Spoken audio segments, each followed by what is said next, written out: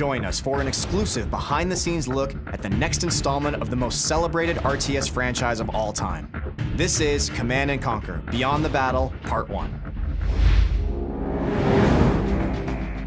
When our community installs the game, they start to play it, our veterans, the people who've been with CNC since '95, when they install the game and they start playing, all I really want from them is to go, holy crap, this is Command & Conquer. This feels like a Command & Conquer, a classic Command & Conquer game. It feels like Generals. So the core concepts in the original Command & Conquer RTS games were really about building a base, defending that base, and building an assault army that you could go attack the other base. First thing we said is we need to kind of wash the stain of CNC4 away. And to do that, you really have to get back to your roots, to get back to what it was that made your fans in the first place. Well, to me, the roots of Command & Conquer are always about base building that doesn't feel like a chore, harvesting that doesn't require your full attention, and a focus on fast action and lots of viable strategies in the actual combat. Going back to upgrades and abilities that matter, player powers that feel visceral, and then at the same time, super weapons, commando units are back, and then we're adding a couple new flavors in there like caster units that we haven't exposed yet to the public.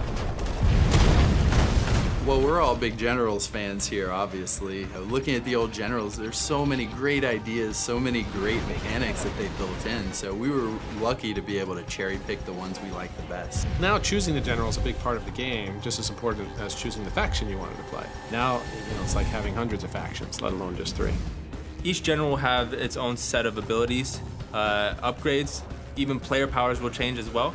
Also, units will be dynamically taken out and different ones will be put in based off of what that niche of the general is. The new generals that we're adding to the armies are really going to keep the gameplay fresh, right? It should make the game fun, enjoyable, and interesting for years to come.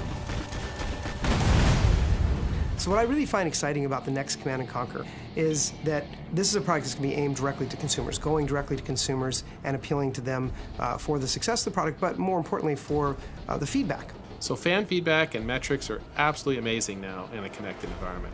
In the past, we just made a game, we put it in a box, we got the feedback years later, we can make a change in the sequel. Today, we can hear the fans immediately, we can look at the data, we can change stuff daily, weekly, monthly. We can engage in this sort of ongoing conversation with our fan base, where if, say there's a general that we put out that we didn't balance quite right, we will get that feedback immediately.